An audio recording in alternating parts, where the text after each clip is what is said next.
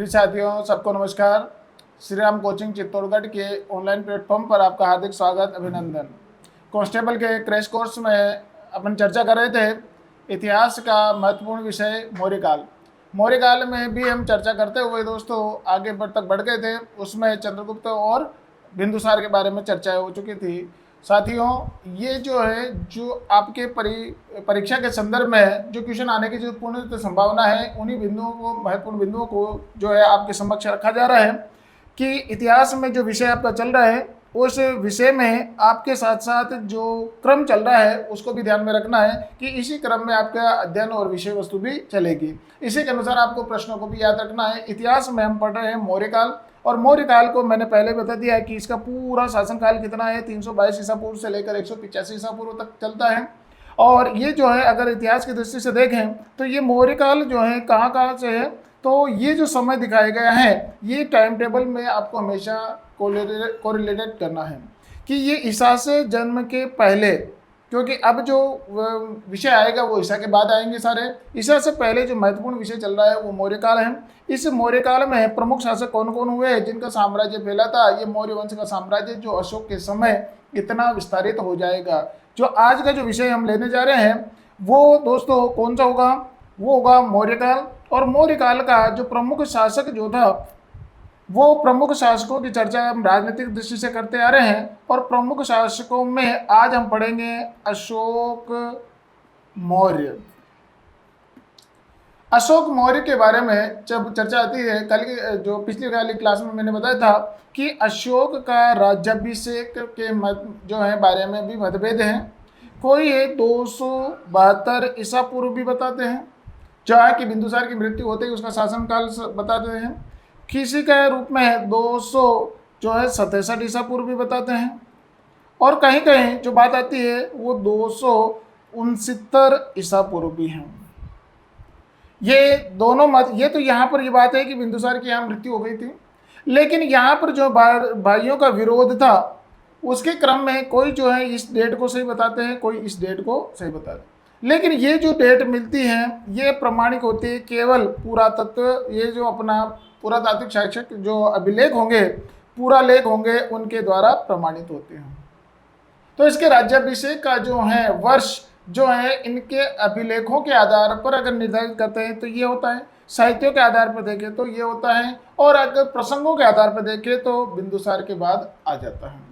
तो सामान्य रूप से अगर माने तो अशोक का राज्याभिषेक का जो पूरा जो अभिलेखों के आधार पर जो मैं समय बताना चाह रहा हूँ कि अशोक का जो साम्राज्य है वो चलेगा दोस्तों 269 ईसा पूर्व से लेकर 232 ईसा पूर्व तक रहेगा पूरा अभिलेखों के अनुसार।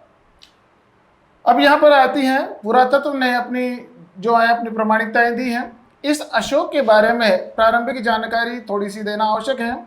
इसका अगर मान लो देखा जाए तो इसका जो जन्म है दोस्तों वो कब हुआ था और किसके गर्भ से हुआ था ये बताया जाता है। दोस्तों इसका जो जन्म है वो आता है 304 ईसा पूर्व में, लगभग जिस समय अपने सेल्यूकस ने आक्रमण किया था उस सेल्यूकस के आक्रमण के दौरान इसका जन्म है। इनकी माँ का नाम अवश्य पूछा जाता है। इसकी माँ का जो नाम है दोस्तों वो हिंदी में नाम मिला है सुभद्रांगिनी। सुभद्रांगिनी। लेकिन कहीं कहीं साहित्यों में जो है इसकी माँ का नाम जो है, जो जैन बौद्ध धर्म जो साहित्य है उसमें इनका नाम धर्मा भी मिलता है, रानी धर्मा। ये बिंदुसार की पत्नी थी और ये ब्राह्मण की, जो उज्जैन के एक ब्राह्मण की पुत्री थी। और मैंने कहा था कि ब्राह्मण वंश जो है था इनके प्रभाव से ही बिंदुसार ने इनसे विवाह किया था। अब आता था इसके बचपन का नाम या इनका जो नाम आता है अशोक का वो क्या मिलता है। यहाँ पर आपको मतभेद मिलेगा। एक आता है प्रियदर्शी और एक आता है देवानाम। देवानाम, ये जो दो नाम मिलते हैं दोस्तों ये दोनों नाम साहित्य के अनुसार हैं। और जब भी कि इसका मूल नाम अशोक जो है ये अशोक नाम मिलता है दोस्तों अभिलेखों में। ये अभिलेखों में जो अशोक का नाम है वो अशोक मिलता है। अब यहाँ से प्रश्न बनता है कि प्रियदर्शी और देवानाम क्या थी, इसकी उपाधियां थी। और उपाधियों का अर्थ क्या होता है, तो यहाँ पर बात आती है प्रियदर्शी का मतलब सबका प्रिय, और देवानाम जो है देवताओं के समान प्रिय। इस तरह के जो उपाधियां साहित्य में वर्णित की गई हैं। लेकिन जो है पुरातत्व में जो मूल नाम मिलता है अशोक, वो अशोक जो है अभिलेखों में ही लिखा हुआ। बाद में जो शायद जो इतिहासकारों ने इसका मूल नाम खोज लिया गया, और जो सबसे प्रथम अशोक जो है वो अशोक नाम कितने अभिलेखों से मिला है, वो तो 4 अभिलेखों से मिला है। 4 अभिलेखों से अशोक नाम लिखा हुआ मिलता है, जो उसने आगे आधारित कराई थी। सर्वप्रथम जो है वो कहाँ से मिली है, मास्की। ये मास्की अभिलेख जो है वो कर्नाटक से मिला है। कर्नाटक अभिलेख क्या, जो मास्की अभिलेख हैं उस लघु शिलालेख हैं, वहाँ से इसका नाम मिला है। बाकी जो है उदयकोलम, गुर्जरा और जो है श्रवणबेलगोला, ये जो आपको वहाँ पर भाभरू अभिलेख, वहाँ से इन्हें अशोक के नाम जरूर मिलते हैं। ये 4 अभिलेख जो हैं वहाँ से इसका अशोक लिखाता है। चले दोस्तों आगे, जब ये बचपन में थोड़ा सा बड़ा हुआ था तो इसका राज्यकाल जो है वो कहाँ पर बीता, इसका जो शासन का जो समय है वो कहाँ कहाँ पर मिलता था। इसके बचपन के बारे में मैंने बताया था कि अशोक जो है राज्यपाल बना था, और राज्यपाल जो बना था वो कहाँ का बना था, तो इसका राज्यपाल का उल्लेख आता है अवंतिका। और अवंतिका का राज्यपाल रहते हुए, अवंतिका मतलब उज्जैन, उसने रहते हुए तक्षशिला विद्रोह का दमन किया था, और तक्षशिला विद्रोह का दमन करने के कारण इसकी राजनीतिक योग्यता सिद्ध हो जाती है। अब जब ये शासक बना, अब मैं शासक की बात करूंगा, तो इसका जो शासन जो है समय, वो एग्जैक्ट डेट अगर मैं पूरा अभिलेखों के अनुसार बताऊं, वो 269 ईसा पूर्व है। अब इसका राज्याभिषेक होता है, तो राज्याभिषेक के पश्चात प्रमुख घटनाएं क्या क्या घटती हैं उसके बारे में भी आपको थोड़ा सा बता देता हूं कि इसका जो राज्याभिषेक हो जाने के पश्चात इसने अपने 8वें वर्ष में, अपने राज्याभिषेक के 8वें वर्ष में सर्वप्रथम जो है महात्मा बुद्ध के जन्म स्थान जहाँ पर है लुम्बिनी, वहाँ की यात्रा की। लुम्बिनी कहाँ पड़ता है, नेपाल में पड़ता है, वहाँ की उसने यात्रा करी। इसी समय 8वें वर्ष का मतलब है कि इसका माइनस करें तो 261 ईसा पूर्व यहाँ पर आते हैं, तो उस समय एक महत्वपूर्ण घटना घट जाती है। इसका मैं जिक्र करना चाहूँगा अलग हेडिंग से, और उस घटना का नाम है दोस्तों कलिंग युद्ध। कलिंग युद्ध जो हुआ है वो होता है 261 ईसा पूर्व में, और कहाँ कैसा है अब इसके बारे में आपको बताता हूँ कि ये कलिंग कहाँ पर पड़ता है। दोस्तों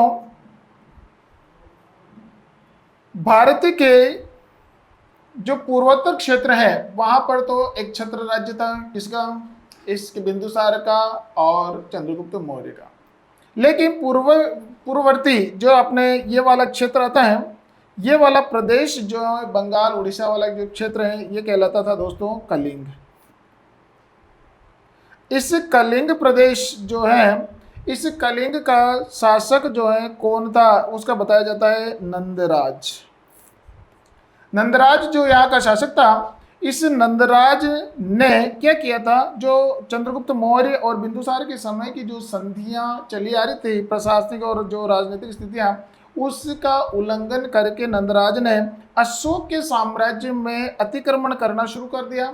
और इधर जो जावा, सुमात्रा, कंबोडिया से आने वाले व्यापारिक जो जहाज थे, जो यहाँ पर ताम्रलिप्ति बंदरगाह पर उतरते थे, और व्यापारिक मार्ग जो है या तो इस बड़ौकच्छ के बंदरगाह से चले जाते या स्थल मार्ग से ये पश्चिम के देशों की ओर व्यापारिक सामान चला जाता था। तो ये जो यहाँ पर जो ताम्रलिप्ति बंदरगाह था, इसके व्यापारियों को उसने लूटना और उस पर प्रतिबंध लगाना शुरू कर दिया। और इसके बाद जो है यहाँ के आसपास की जो है जनता को भी परेशान करना शुरू कर दिया। इसके कारण मजबूर होकर राज्य विस्तार को नहीं, इसने परिस्थितिवश जो है ये कदम उठाया और 261 ईसा पूर्व में अपनी सेना लेकर कलिंग पर आक्रमण करने के लिए गया। अब यहाँ पर जब गया था तो नंदराज से युद्ध होता है, और युद्ध के समय 261 ईसा पूर्व में जब कलिंग का युद्ध होता है तो नंदराज और यहाँ पर बताया जाता है 1 लाख लोग जो है वो हताहत हो जाते हैं, मारे जाते हैं। इसी प्रकार जो है 4 लाख लोग जो हैं वो क्या कर लेते हैं, घायल हो जाते हैं। कई काल्पनिक वर्णन है जिसके बारे में बताया जाता है कि जो है कोई जो बालक है वो अपने पिता से विमुख हो जाते हैं। इसी प्रकार कई माताएं जो है विधवा हो जाती हैं, कई पत्नियां विधवा हो जाती हैं। ऐसा कारुणिक दृश्य बताए गए हैं। और विजय अशोक की हो जाती है, और अशोक की विजय हो जाने के बाद उस दृश्य को देखा तो उसने जो है अशोक मौर्य ने जो वहाँ पर एक संकल्प लिया, क्योंकि उससे प्रभावित हो गया था, काफ़ी कारुणिक दुख पहुँचा। और दुख पहुँचने के पश्चात उसने जो है एक बौद्ध भिक्षु था, उस बौद्ध भिक्षु जिसका नाम था दोस्तों उपगुप्त, उपगुप्त के प्रभाव में आकर या उनसे प्रभावित होकर जो है अशोक ने बौद्ध धर्म ग्रहण कर लिया। अब इससे पूर्व बताऊं, इसका बचपन और इनका जो जन्म है उसका लालन पालन पोषण जो है सनातन धर्म, ब्राह्मण धर्म या वैदिक धर्म के रूप में हुआ था। चाणक्य के हाथों इसकी जो है प्रारंभिक नींव रखी गई थी, लेकिन बाद में चलकर जो है ये आगे बढ़ा भी। ब्राह्मण, इसकी माँ ब्राह्मण भी थी, लेकिन जो है तात्कालिक जो कारुणिक और जो स्थितियां थी वो बौद्ध धर्म की ओर ज़्यादा इसने आकर्षित किया। और जब ये इसने वो उपगुप्त के गुरु के प्रभाव में आया, अगर अशोक के गुरु का भी बारे में पूछे या किसके प्रभाव में आकर इसने बौद्ध धर्म ग्रहण किया तो उसका नाम क्या है, उपगुप्त कहलाएगी।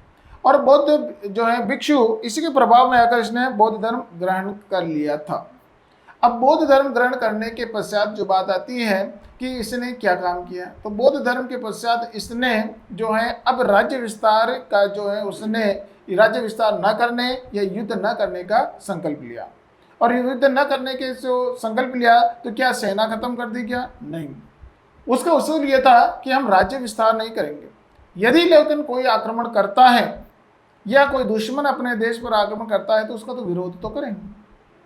वह व्यवस्था पूर्णतः चली आ रही थी, लेकिन यहाँ पर है कि राज्य विस्तार के लिए युद्ध का त्याग कर दिया। अब जब इसका त्याग करने के पश्चात जो उसने राज्य के सुख शांति के लिए उसने ध्यान आकर्षित किया तो किस ओर बढ़ा, तो उसने कहा कि मैं जो है इसका जो बौद्ध धर्म है, इस बौद्ध धर्म की जो अच्छाइयाँ हैं उसको क्यों नहीं प्रदर्शित करें। तो इसने जो अगला चलकर यहाँ पर जो है अशोक के द्वारा बौद्ध धर्म को प्रचारित करने का काम किया।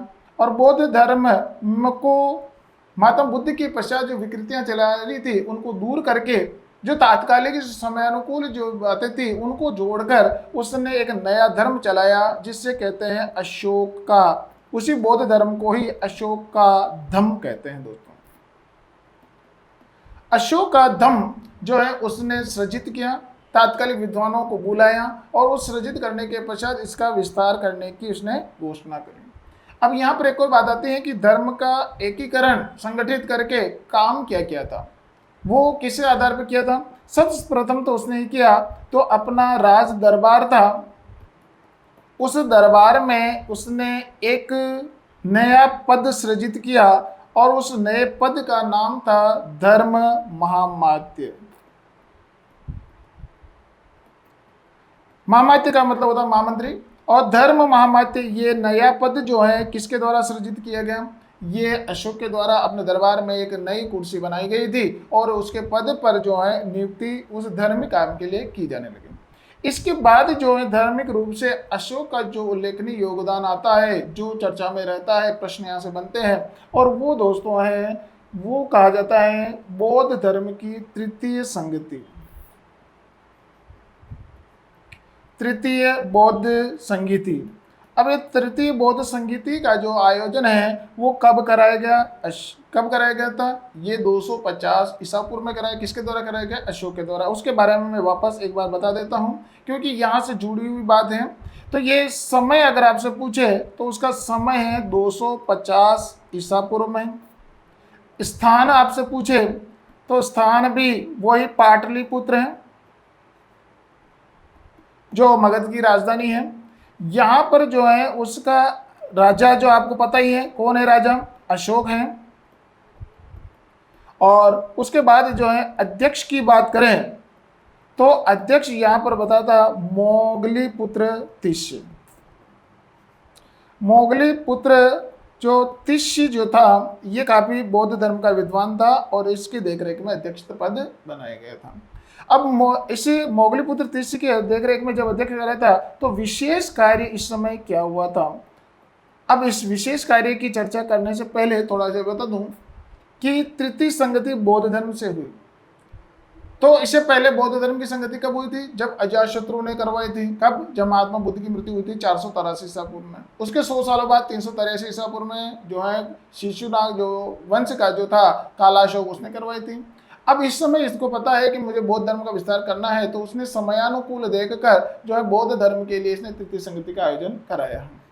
अब तृतीय संगति का जब आयोजन कराया था तो इस तिष्य के द्वारा जो तात्कालिक जो मतभेद चले आ रहे थे उनको भी दूर करना था और नया काम सृजन करना था।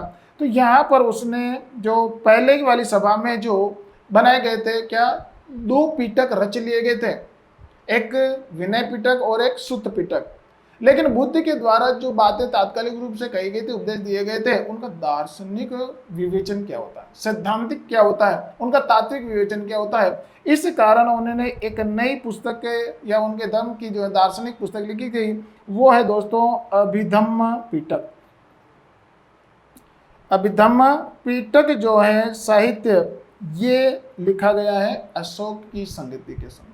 इसमें क्या है? बुद्ध के उपदेशों का दार्शनिक विवेचन है। ये भी इसकी दोस्तों भाषा पाली ही आएगी और ये त्रिपिटक का तीसरा अंश जुड़ जाता है।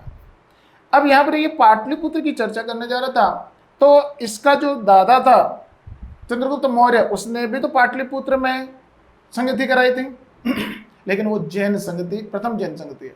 और उसमें ही विशेष वर्णन क्या आता है कि उस समय जो है जैन धर्म में विभाजित हो जाता है। जैन धर्म बढ़ता है तो किस में भागों में? एक श्वेतांबर और दूसरा दिगंबर में बढ़ता है। और लेकिन इसने इसके पिता जो बिंदुसार था वो आजीवक धर्म का था और अशोक जो है वो बौद्ध धर्म की ओर प्रभावित था। तीनों जो लोग हैं अलग अलग धर्म की ओर आकर्षित हुए हैं। तात्कालिक रूप से जो है जो धर्म विशेष महत्व का लगता था उसकी तरफ आकर्षित हो जाता है। अब यहाँ पर बात आती है कि अभिधम्म पिटक की रचना करने के पश्चात अब विधिवत ढंग से जो है ये धर्म का प्रचार प्रसार का काम कैसे हो, तो दरबार में जो है धर्म माध्य पूरे देश की जो है धार्मिक व्यवस्था को देखता था। क्षेत्रों में जो है इनके राजकीय अधिकारियों की नियुक्ति की गई थी और उसके पश्चात जो है गाँवों में जो यहाँ पर आपका क्षेत्रपाल या आपके पटवारी या आपके लेखपाल जो लोग होते थे, वहाँ गांवों तक में भी राजकीय अधिकारी नियुक्त किए गए।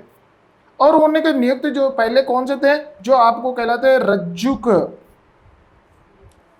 ये जो रज्जुक लोग होते थे वो उनको गांवों में धर्म की देखरेख करते थे और उनके लिए राजकीय आदेश दे दिया गया था, जिनका अभिलेखों में उल्लेख मिलता है। आपको प्रति 3 वर्ष में, प्रति 5 वर्ष में उस क्षेत्र का दौरा करना है और ये भी कह दिया, चेतावनी भी दी गई कि धर्म को जो है कोई इसकी अवहेलना करता है, इसको नुकसान पहुंचाता है या इसके धर्म विस्तार में बाधा करता है, उनको राज की सजा का आदेश भी दिया गया। यह इसके जो है शिथिलता लाने पर भी इसको क्या दंड का भागीदारी बताया गया। इस प्रकार अशोक ने इस धर्म प्रचार प्रसार के लिए योगदान दिया। और तो और धर्म प्रचार के लिए अशोक ने क्या कार्य किया था और वो बताता हूं मैं आपको। धम्म विस्तार के लिए अशोक स्वयं इसमें रुचि लेता था। इसने जो है अपनी पत्नी, जिसका अभिलेखों में उल्लेख मिलता है कि जिसने कि तिब्बत और चीन की तरफ जो विस्तार किया था, इसका नाम अभिलेख में मिलता है। अभिलेख में नाम लिखने वाला एक ही है, चारू या कारू, एक ही नाम है, चारुवाकी या कारुवाकी। प्रश्न आपसे पूछ सकता है अशोक की वो कौन सी रानी जिसका नाम अभिलेखों में मिलता है, तो चारुवाकी या कारुवाकी का नाम। एक इसका जो अभिलेख में जो पुत्र अभिलेख में लिखा हुआ मिलता है उसका नाम है दोस्तों तीवर, जो कि तिब्बत और चीन की तरफ गया था विस्तार के लिए। अगला जो इसका पुत्र आता है उस पुत्र का नाम है जो कि दक्षिण भारत की ओर चले गए थे। एक पुत्री का नाम है संघमित्रा,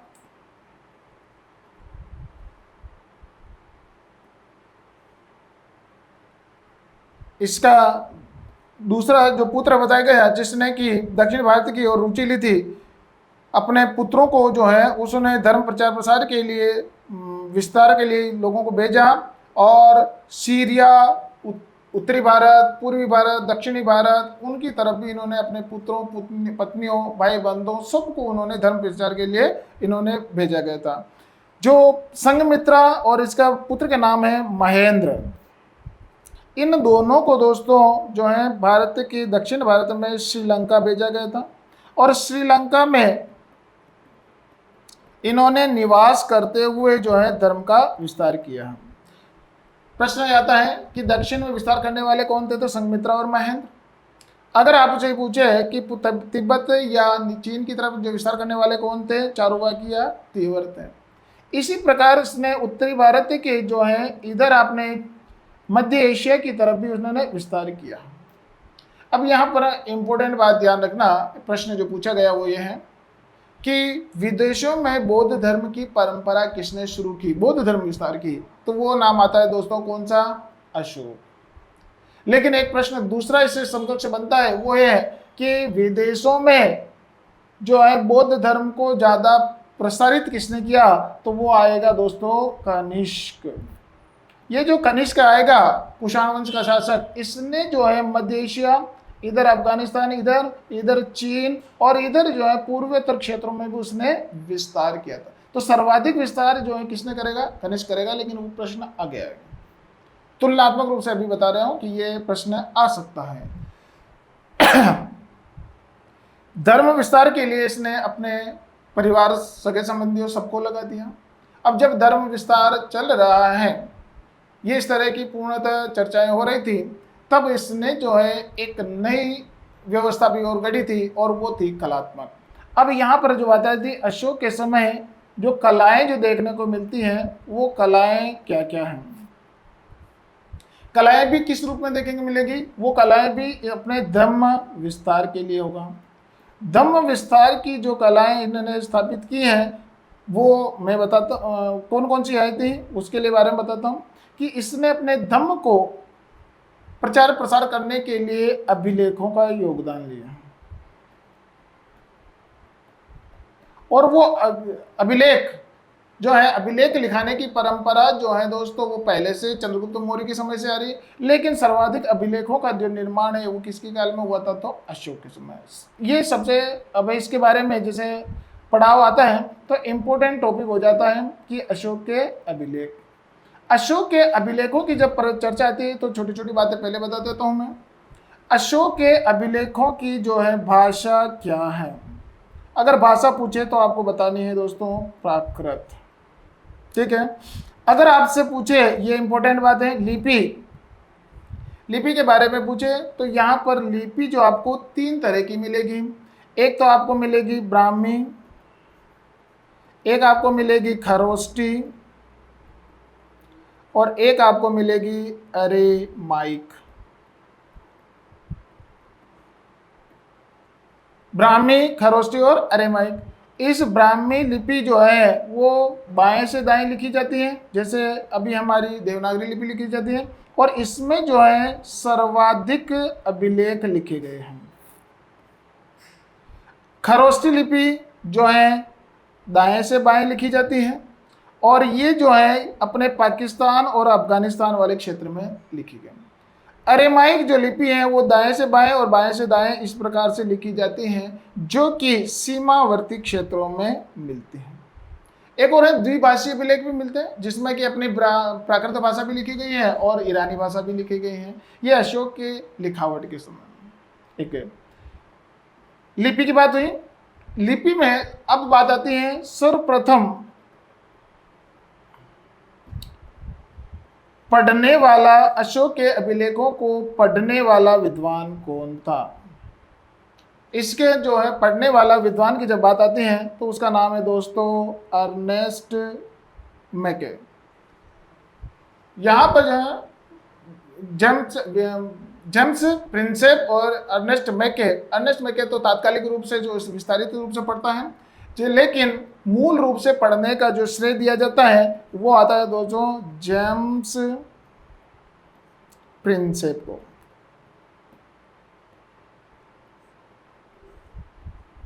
जेम्स प्रिंसेप ने जो है इन्होंने पहली बार कब पढ़ा था? 1867 ईसा पूर्व में सर्वप्रथम अभिलेख को पढ़ने का श्रेय हासिल किया है।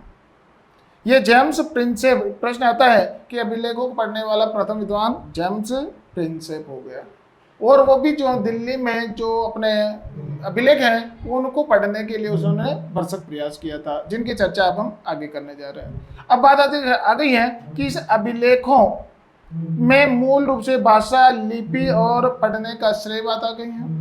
अब बात आते हैं कि इसके प्रकार कितने हैं। अभिलेखों के जो प्रकार आते हैं उसमें प्रकारों में हम देखते हैं दोस्तों,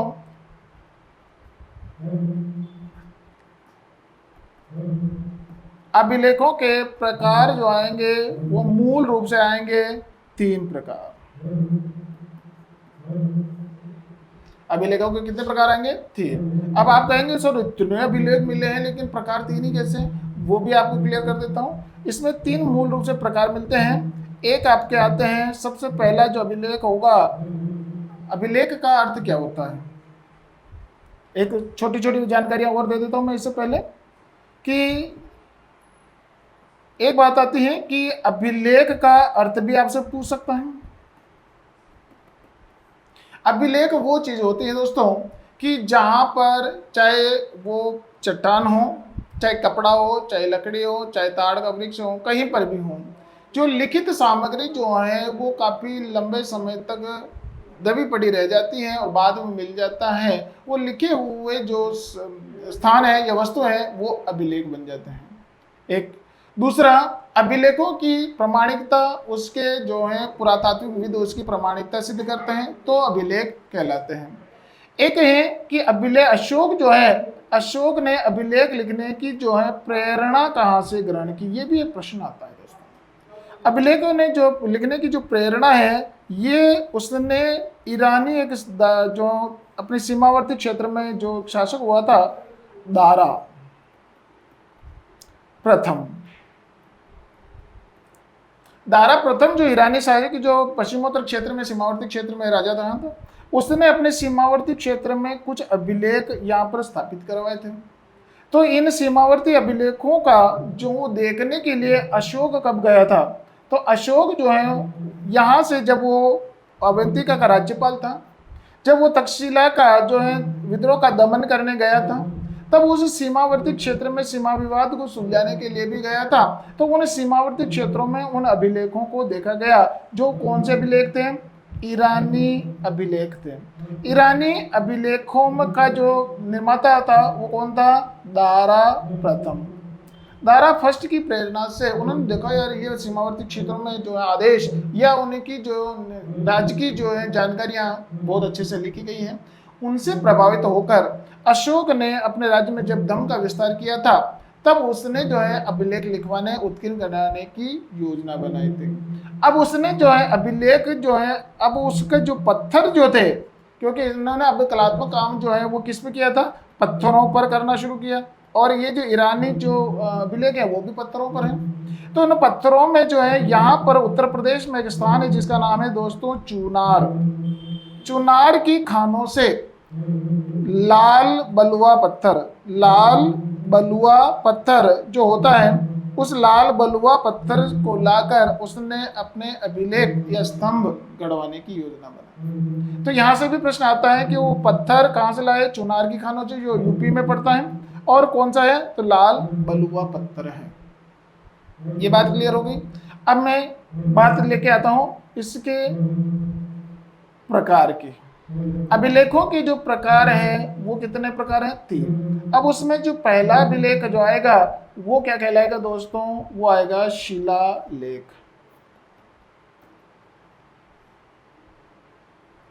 दूसरा जो प्रकार आएगा वो कौन सा होगा? वो प्रकार आएगा दोस्तों लघु शिलालेख, सॉरी स्तंभ लेख।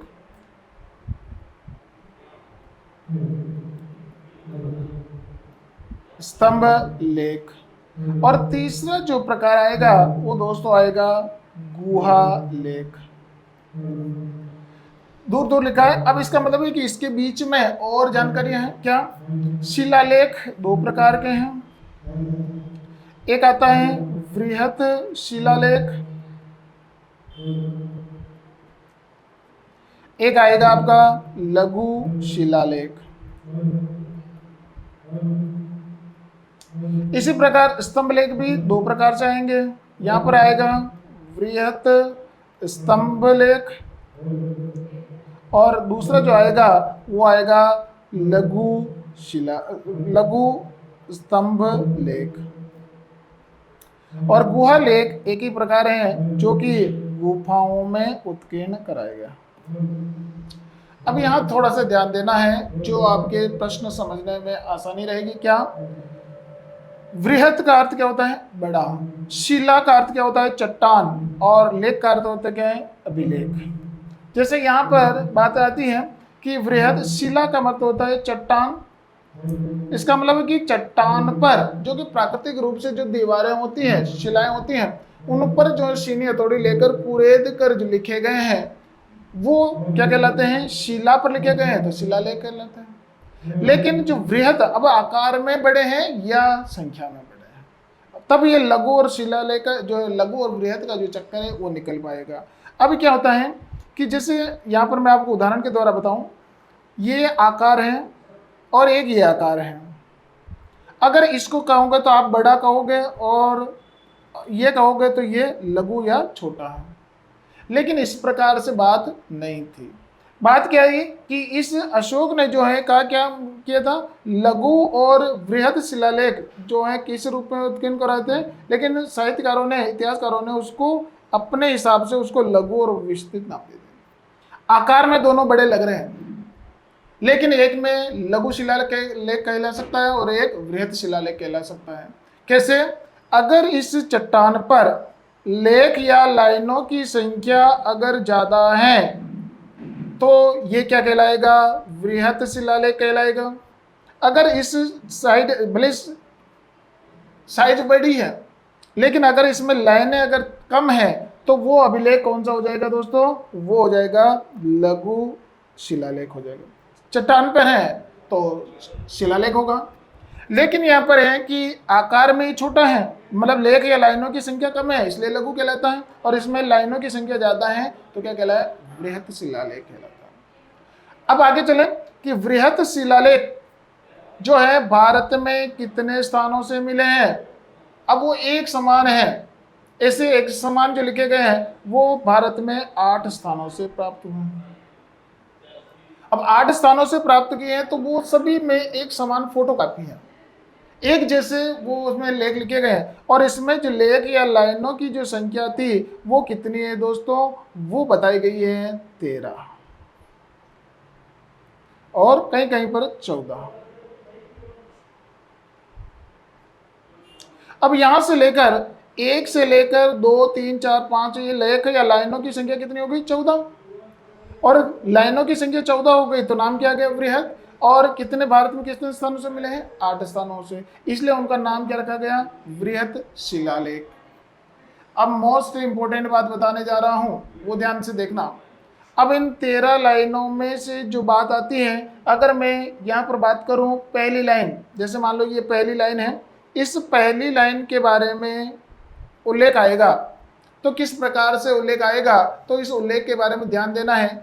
इसमें अगर लिखा है अशोक ने जीव हत्या पर प्रतिबंध लगा दिया, जीव हत्या पर क्या लगा दिया? प्रतिबंध लगा दिया। अब तो प्रश्न ये पूछता है कि अशोक ने जीव हत्या पर प्रतिबंध कौन से अभिलेख में लगाया है? तो उत्तर में क्या लिखा आएगा? पहली लाइन है। अब पहली लाइन है तो क्या आएगा? प्रथम।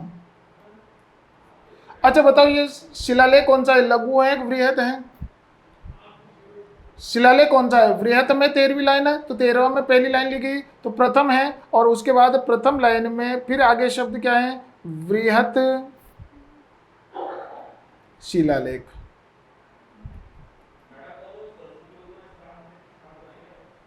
तो इसका मतलब है कि जीव हत्या पर प्रतिबंध जो लगाया था उसका जो आंसर आएगा या उसका ऑप्शन जो आएगा वो क्या आएगा? प्रथम वृहत शिलालेख।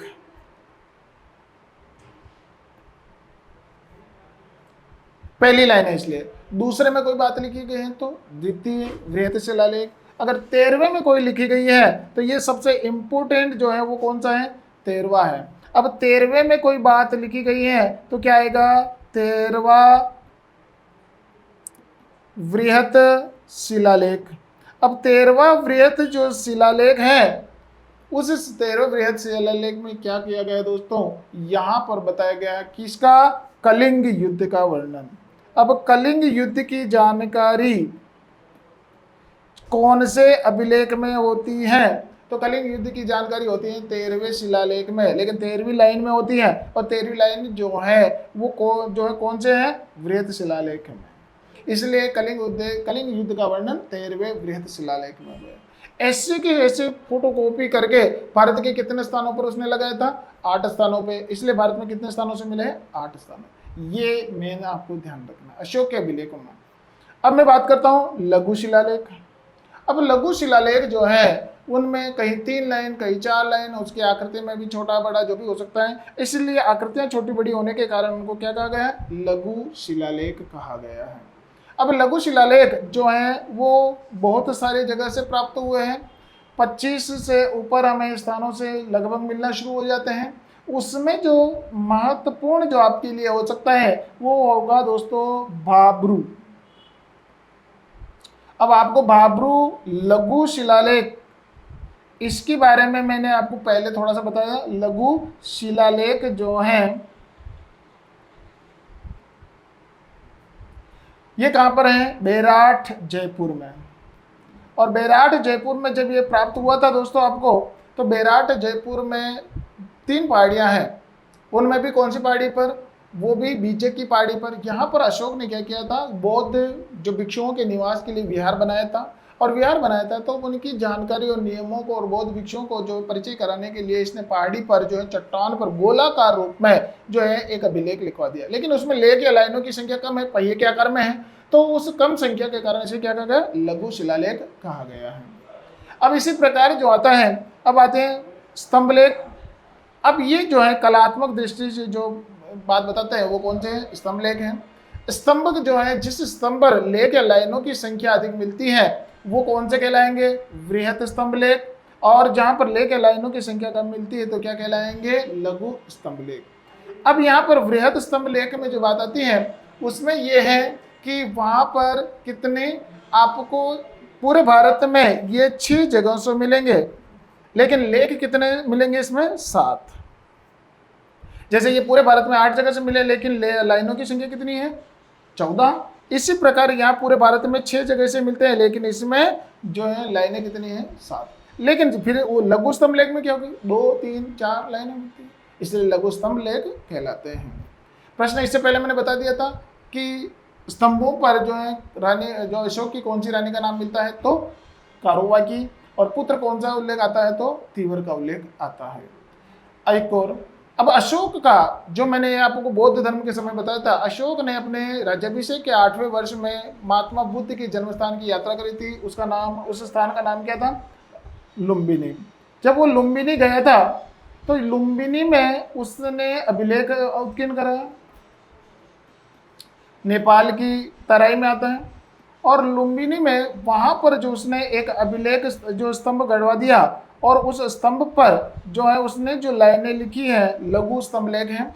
और वहाँ पर जो है उसका वर्तमान जो नाम है उसका नाम है रुमन देवी अभिलेख। और इस अभिलेख में जो वर्णन मिलता है, यहाँ से प्रश्न कई बार पूछा जाता है, उसमें वर्णन 2 बातों का आता है। एक तो इसे तीर्थ घोषित किया गया जो बौद्ध का जन्म स्थान है, और दूसरी बात जो लिखी गई है वो क्या है कि यहाँ पर तीर्थ के अलावा राजस्व कर वो 1/6 के स्थान पर घटाकर 1/8 कर दिया गया। इसका मतलब घटाया, 1/8 कर दिया, इसका मतलब घटाया गया। और ये पहला प्रथम अभिलेख है जो कि धन या कर के बारे में जानकारी देता। और कोई अभिलेख नहीं, बाकी सारे अभिलेख धर्म के बारे में चर्चा करते हैं, लेकिन एक यही लुम्बिनी या रुमनदेही का अभिलेख है जो कि राजस्व के बारे में, धन के बारे में, कर के बारे में जानकारी देता है। तो ये इंपॉर्टेंट था, इसलिए मैंने बता दिया। अगला जो है सारनाथ अभिलेखों में, स्तंभ अभिलेखों में चर्चा करें। सारनाथ का जो स्तंभ अभिलेख है उसके बारे में बता देता हूं कि इस अभिलेख के ऊपर जो अशोक का जो मूर्ति चित्र है, पशु आकृतियां बनाई गई है, सबसे कलात्मक जो कला की दृष्टि से महत्वपूर्ण है सारनाथ का, क्योंकि सारनाथ में बुद्ध ने प्रथम उपदेश भी दिया था और संघ का निर्माण भी सारनाथ में किया था।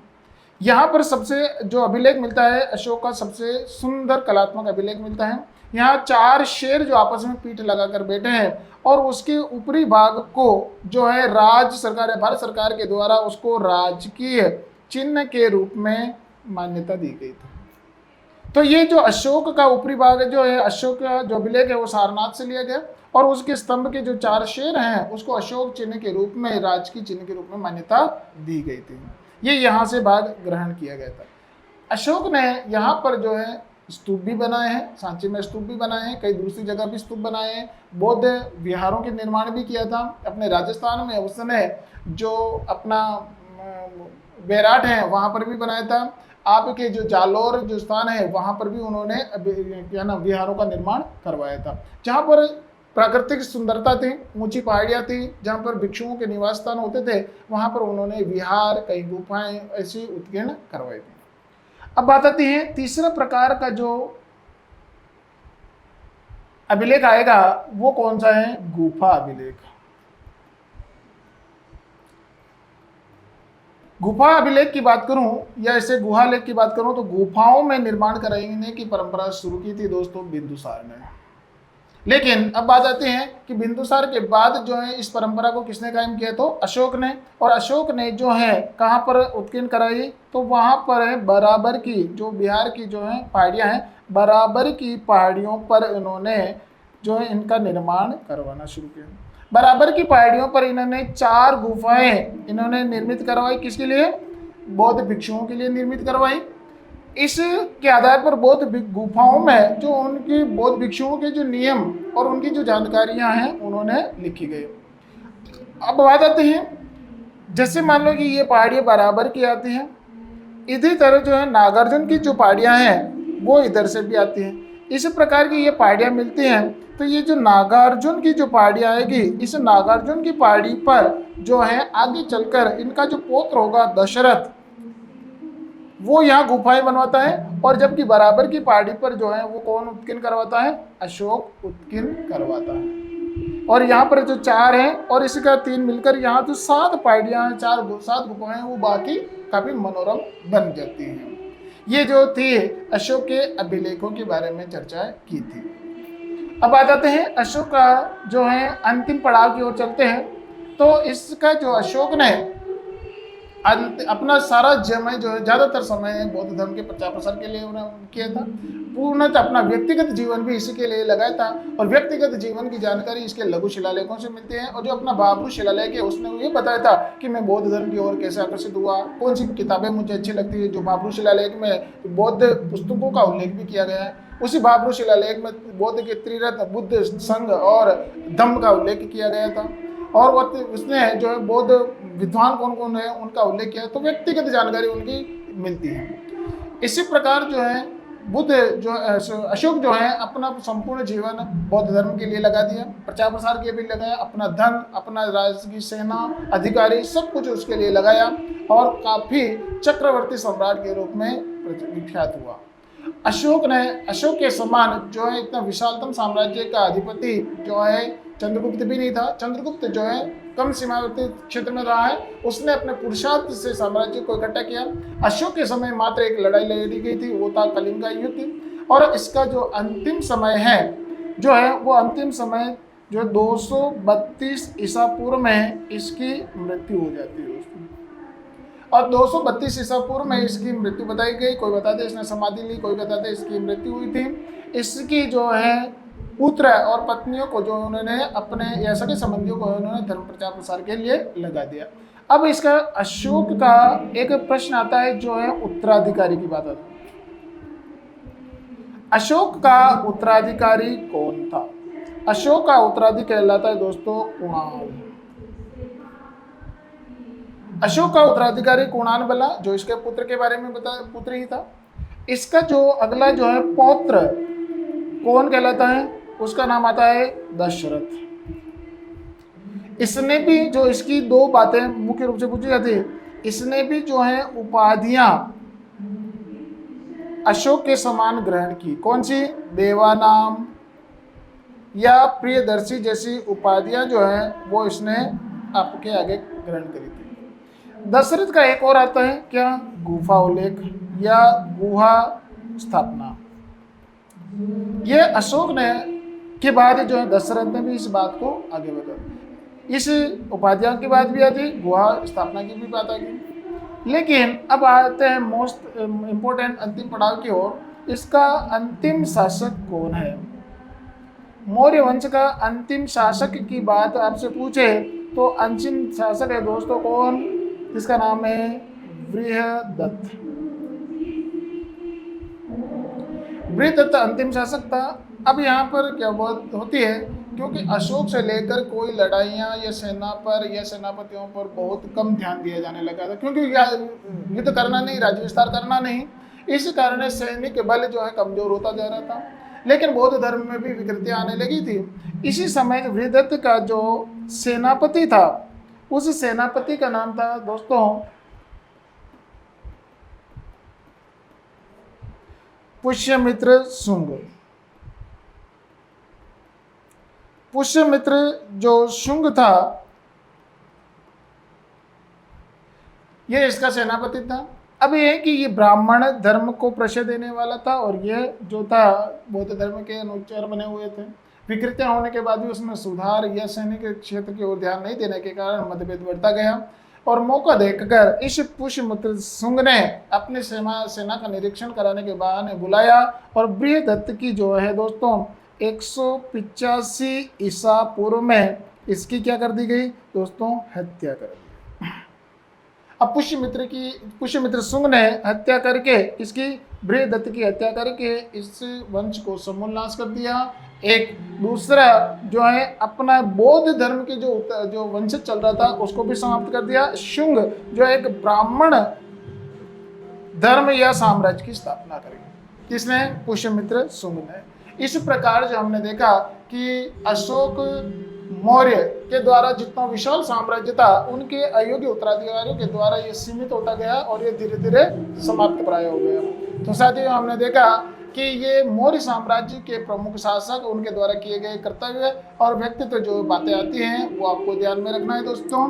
और ये जो महत्वपूर्ण बात जानकारी दी गई है, इनको 1-2 बार आप रिपीट करते हुए देखें, और आपको प्राय सारे जो आपके प्रश्न आने की जो संभावना है वो सारी समाप्त हो जाएगी और उनसे आपको याद हो जाएगा। इसी बात के साथ मैं अपनी बात को विराम देता हूं, और अगली क्लास में मिलेंगे दोस्तों कि अपना कुषाण काल की कलाओं, और उसके बाद जो सीधा जो आपका टॉपिक आता है गुप्त काल। तो गुप्त काल में मैं चलने से पहले इसके बीच का जो पड़ाव है वो आपको पूरा करूंगा, लेकिन वो अगली क्लास में। तब तक अपने घर पे रहे, व्यस्त रहे, पढ़ते रहे। थैंक यू दोस्तों।